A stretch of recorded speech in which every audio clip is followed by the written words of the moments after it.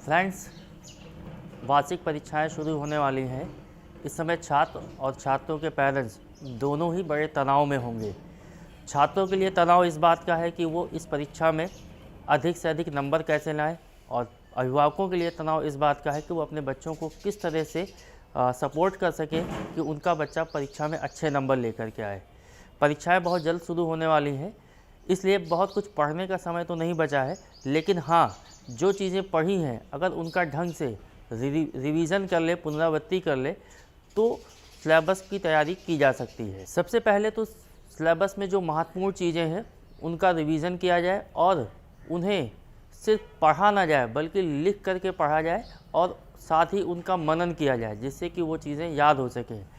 जितनी ज़्यादा सेंसेस ज्ञानेंद्रियों का यूज़ हम पढ़ने और सीखने में करते हैं, वो विषय, वो वस्तु हमें उतने अच्छे ढंग से और उतने दीर्घकालिक समय के लिए याद होता है। तो बेहतर ये होगा कि आप लिख करके अपने सवालों की पुनरावृत्ति करें, उनको दोहराएं, ताकि वो आपको परीक्षा तक बेहतर ढंग से याद रह सकें। छात्रों, परीक्षा के दौरान भी आपको कुछ चीज़ों का ध्यान रखना होगा। अगर आप उन चीज़ों का ध्यान रखते हुए परीक्षा देंगे, प्रश्न पत्रों के जवाब देंगे, तो आपके लिए परीक्षा में अंक हासिल करना, बेहतर अंक हासिल करना थोड़ा आसान हो जाएगा। जैसे कि प्रश्न पत्र मिलते ही उसमें दिए गए निर्देश को आप ध्यानपूर्वक पढ़ें, उसको समझें। कम से कम 3 बार उनके निर्देशों को ज़रूर पढ़िए। कई बार होता ये है कि हम निर्देशों को बेहतर ढंग से नहीं पढ़ते हैं और हम सवाल ही नहीं समझ पाते हैं, या जो सवाल पूछा गया है उसका जवाब न दे करके हम कुछ और जवाब देकर चले आते हैं, जिसकी वजह से हमारे नंबर परीक्षा में कम हो जाते हैं। तो पहली बात आपको जो परीक्षा के दौरान याद रखना है वो ये कि प्रश्न पत्र मिलते ही सवालों के जवाब लिखने से पहले आप प्रश्न पत्र में दिए हुए उनके निर्देशों को बेहतर ढंग से पढ़ें। कम से कम 3 बार ज़रूर पढ़ें, उसको समझें कि किस प्रश्न के जवाब मांगे गए हैं। कई बार होता है कि एक प्रश्न में कई ऑप्शंस दिए जाते हैं और ये कहा जाता है कि आपको किसी ऑप्शन के हिसाब से करना है, किसी ऑप्शन को करना है या किसी को नहीं करना है। तो इन चीज़ों को समझ करके ही प्रश्न के जवाब देना शुरू करिएगा। छात्रों, हैंडराइटिंग परीक्षा में नंबर बढ़ाने का बड़ा काम करता है। कई बार देखा ये गया है कि जवाब सही होते हुए भी नंबर बेहतर नहीं मिलते हैं। उसका कारण ये होता है कि लिखावट अच्छी नहीं होती है।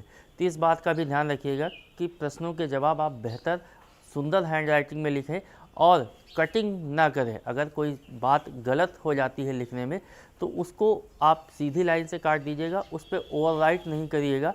गंदगी न लगे पेज पर, चेक करने वाले को, परीक्षा कॉपी जांचने वाले को साफ़ सुथरा लगेगा तो उसको पढ़ने में रोचक लगेगा और वो रुचि लेकर के आपके जवाब को पढ़ेगा और उसी के हिसाब से वो आपको बेहतर अंक दे सकेगा। छात्रों, इस बात का भी ध्यान रखिएगा कि जो सवाल आपको सबसे ज़्यादा आसान लगे आप सबसे पहले उसका जवाब लिखिएगा। जो कठिन लगे उसको आप सबसे बाद में करिएगा, और इसमें भी उस सवाल को आप चुनिएगा जो लघु उत्तरीय हो। शॉर्ट आंसर वाले सवालों के जवाब पहले लिखे जाने चाहिए। जो कठिन लगता है उसे सबसे बाद में आप चुनिएगा, उसे सबसे बाद में लिखिएगा और जवाब उतना ही लिखिएगा जितना सवाल में पूछा गया है। कई बार पेज भरने के चक्कर में छात्र ज़्यादा लिखाते हैं, लेकिन वो निगेटिव मार्किंग करता है, आपकी निगेटिव इमेज को एस्टेब्लिश करता है। तो ध्यान रखिएगा, उतना ही जवाब लिखिएगा जितना कि पूछा गया है। गणित और विज्ञान को छोड़ करके आपकी जो भाषा शैली होनी चाहिए जवाब लिखने में, वो आपकी अपनी होनी चाहिए, किताबी नहीं होनी चाहिए। बुकिश लिखने से रटा रटाया हुआ लगता है, इसलिए आप जब अपनी भाषा और अपने शब्दों का प्रयोग अपने जवाब में करेंगे तो वो ज़्यादा रियलिस्टिक लगेगा, ज़्यादा वास्तविक लगेगा। इसके साथ ही अगर किसी को कोई जानकारी परीक्षा में बेहतर अंक पाने के लिए चाहिए तो आप चैनल से संपर्क कर सकते हैं। सभी छात्रों को आगामी परीक्षाओं के लिए शुभकामनाएं।